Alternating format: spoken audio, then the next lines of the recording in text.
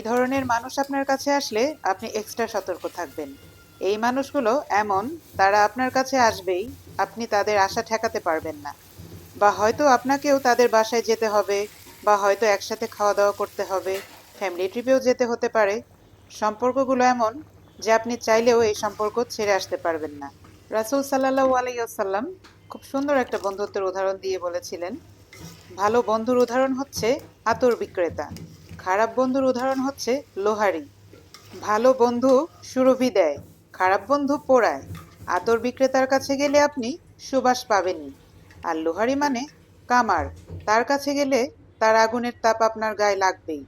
এই ধরনের মানুষ নিজেও আগুনে পড়ে অন্যকেও পোড়াতে চায়, অন্যের সুখ আর ভালো নিতেই পারে না, তারা শুধু নিজের গল্প করতেই অস্থির। এটা হতে পারে তাদের পারিবারিক শিক্ষা।